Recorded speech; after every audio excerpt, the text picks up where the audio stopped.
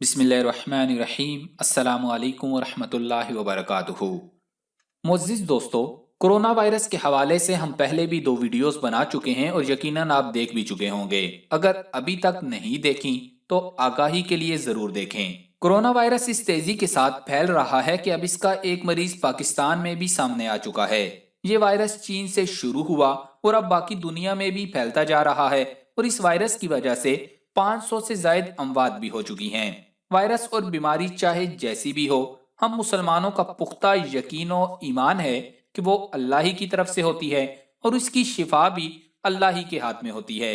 जैसा कि सूरतुल शुअरा आयत नंबर 80 में अल्लाह ताला ने इरशाद फरमाया, व इज़ा मरिस्तु फहुवा यशफीन, और जब मैं बीमार होता हूँ तो वही मुझे शिफा बख्शता है।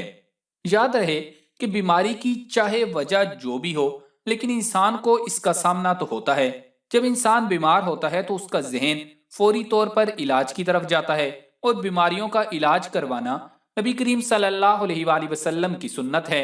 इसके लिए आप दुनियावी असबाब भी कर सकते हैं और कलामुल्लाह और मुस्तनद दुआओं से भी कर सकते हैं, लेकिन जो तासीर कुरान और नबवी दुआओं में है वो दवाओं में नहीं है।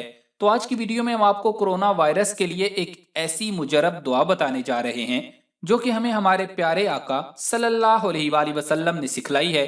इस दुआ के बारे में जानने के लिए आपसे गुजारिश है कि वीडियो को आखिर तक जरूर देखें, वीडियो को लाइक करें और अगर अभी तक आपने हमारा चैनल सब्सक्राइब नहीं किया तो हमारा चैनल सब्सक्राइब करके घंटी का बटन जरूर दबा दें ताकि आपको ऐसी मालूमाती और इस्लामी वीडियोस रोज मिलती रहें।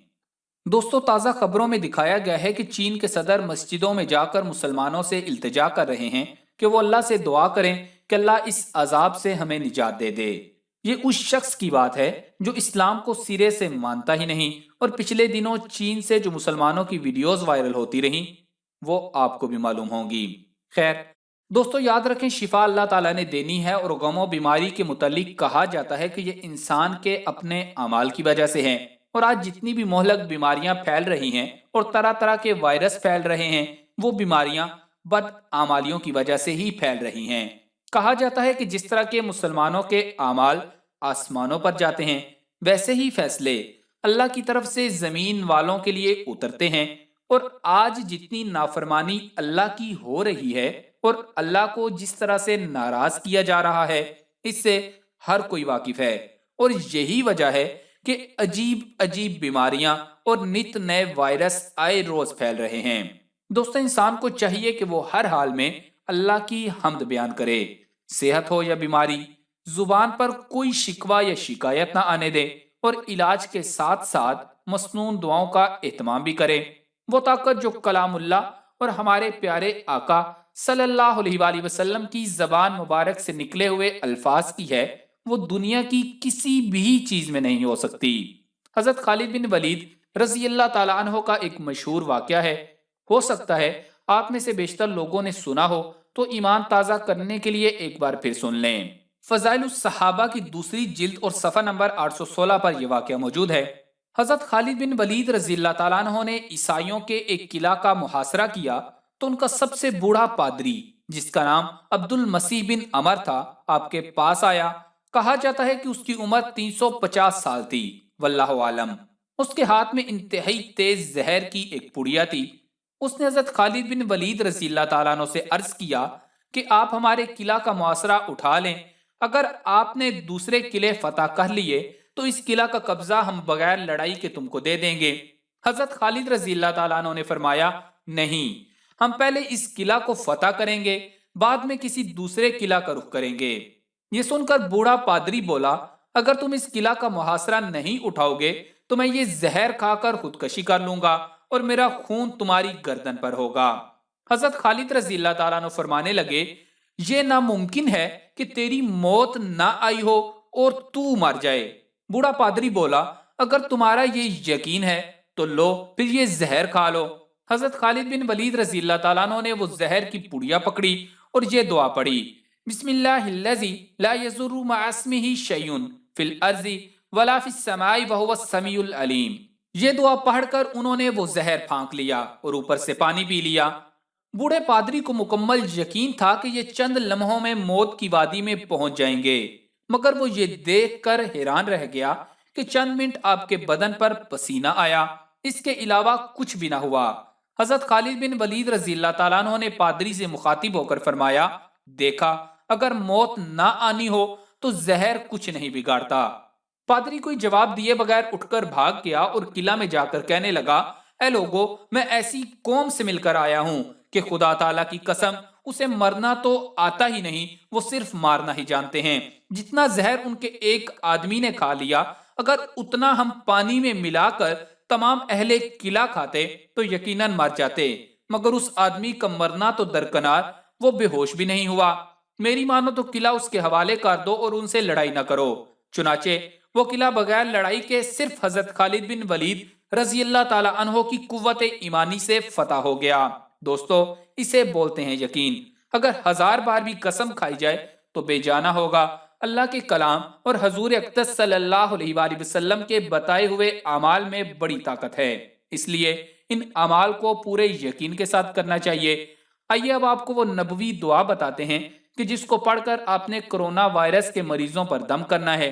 یہ دعا بہت ہی مجرب ہے اور اس کے بارے میں یہ ارشاد ہے کہ موت کے علاوہ ہر بیماری سے شفا کے لیے اس دعا کو پڑھا جا سکتا ہے، جیسا کہ روایات میں آتا ہے کہ نبی کریم صلی اللہ علیہ وآلہ وسلم نے فرمایا کہ جو شخص کسی مریض کی عیادت کرے جس کی اجل یعنی موت ابھی نہ آئی ہو تو اس کے پاس بیٹھ کر 7 مرتبہ یہ دعا پڑھے، اسأل اللہ العظیم رب العرش العظیم ان یشفیک، میں عظمت والے اللہ اور عظیم عرش کے مالک سے دعا کرتا ہوں کہ وہ تمہیں اچھا کر دے۔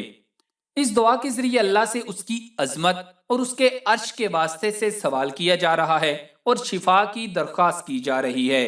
جب کامل یقین کے ساتھ اس دعا کی کثرت کی جائے گی تو انشاءاللہ کرونا وائرس تو کیا، ہر قسم کی بیماری سے اللہ تعالیٰ شفا عطا فرمائے گا، چاہے کتنی مہلک سے مہلک بیماری ہی کیوں نہ ہو۔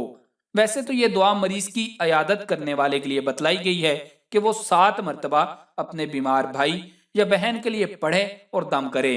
اس کے لیے یاد رہے کہ اگر مریض کی جنس مذکر ہے تو پھر یشفیہ کا یعنی کاف پر زبر پڑھنا ہوگا، اور اگر مریض کی جنس مؤنث ہو تو یہ یشفیہ کی یعنی کاف پر زیر پڑھنی ہوگی۔ ایک اور بات بھی یاد رکھیں، چونکہ ہمارے ایمان بہت کمزور ہو چکے ہیں، اس لیے ہو سکتا ہے کہ ہمیں 7 مرتبہ سے استفادہ نہ ہو سکے، لہٰذا چاہیے کہ اس دعا کی کثرت کی جائے اور جتنی زیادہ مقدار میں پڑھ کر دم کیا جائے تو زیادہ بہتر ہے۔ اسی طرح اگر مریض دعا کو اپنے لیے خود پڑھنا چاہے تو بھی پڑھ سکتا ہے۔ اس کے لیے اس کو آخر میں یشفیہ کی جگہ یشفیانی پڑھنا ہوگا، یعنی اس کا مطلب ہو جائے گا کہ اللہ تعالیٰ ہمیں شفا دے۔ مریض بھی اس دعا کی کثرت کرے اور اس کے وسیلہ سے اللہ سے دعا مانگے، انشاءاللہ اس کو شفا نصیب ہوگی۔ یہ عمل احادیث صحیحہ سے ثابت ہے اور اس کا خود حضور اقدس صلی اللہ علیہ وآلہ وسلم نے حکم فرمایا ہے، اس لیے ہم اس کو حضور اقدس صلی اللہ علیہ وآلہ وسلم کی تعلیمات کی روشنی میں نبوی عمل کہہ سکتے ہیں۔ صحابہ کرام رضوان اللہ علیہم اجمعین کو آقا صلی اللہ علیہ وآلہ وسلم کی زبان مبارک سے نکلے ہوئے کلمات پر ایسے یقین تھا کہ وہ انہیں دعاؤں اور اعمال کے ذریعے سے اپنی بڑی سے بڑی بیماریوں کا علاج کرتے تھے، لیکن آج ہم ان اعمال سے بہت دور ہو چکے ہیں، جس کی بنیادی وجہ دینی تعلیمات سے دوری ہے اور یقین کی کمی ہے۔